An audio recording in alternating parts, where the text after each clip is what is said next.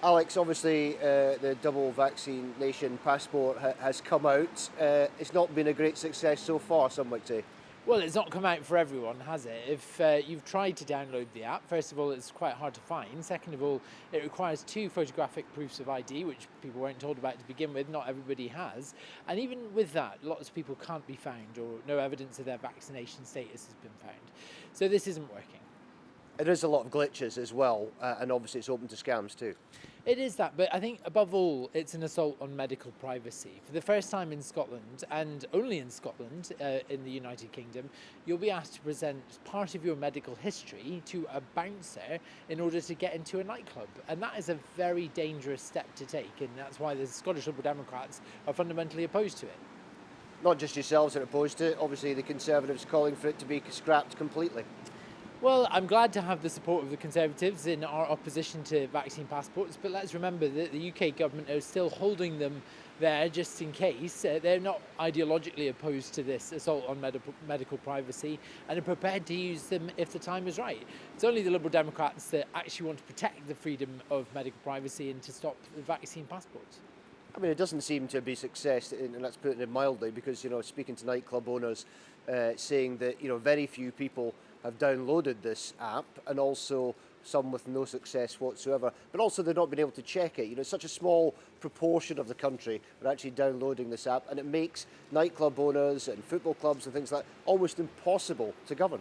It really does. And I really feel for the Nighttime Industry Association and also the major sporting events holders because they've had it worse throughout the pandemic. They were the last to open up and they've been hit again with this double whammy. But most importantly, the vaccine passports, these COVID ID cards in all but name, don't actually keep people safe. There was a festival in Cornwall, Boardmasters, which was a passported event, vaccine passported event, yet 5,000 people caught COVID at that event. They don't keep people safe. They give people a false sense of security that they can, perhaps relax some of the precautions they've been taking, and they're the wrong way to go. And what about, obviously, the First Minister's weekly COVID update today at 2:15? What are you expecting from her?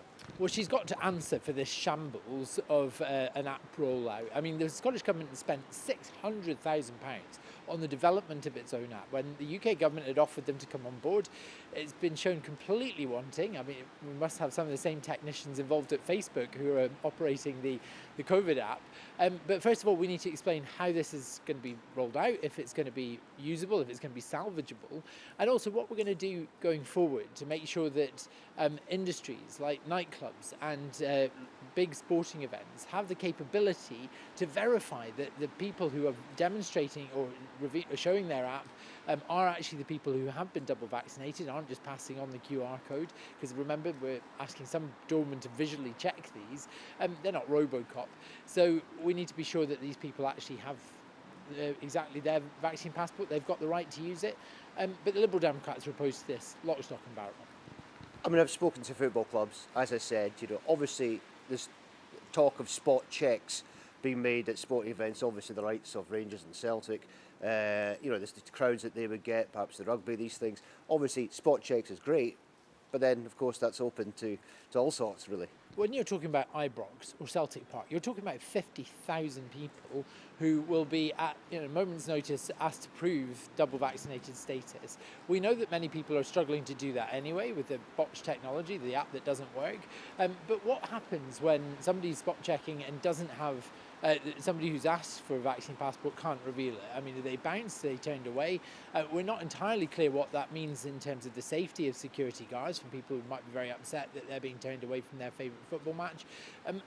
And above all of that, we're asking people who are not clinicians to review evidence of medical treatment. That's a really dangerous step. That's why Liberal Democrats are fundamentally opposed to what is a breach of medical privacy. First time that's ever happened. And in other European countries, we're often told that other European countries are doing this. We're the only country in Europe that is only asking for proof of double vaccination and not either a lateral flow test or evidence of recent infection, as France and Germany are doing as an alternative to COVID ID cards. For us, it's all about the double vaccine, and we know that that doesn't keep people 100% safe.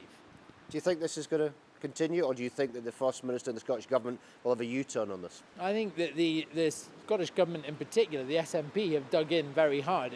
They're quite stubborn when it comes to things like this. It's hard to see them U-turning, but I hope they will.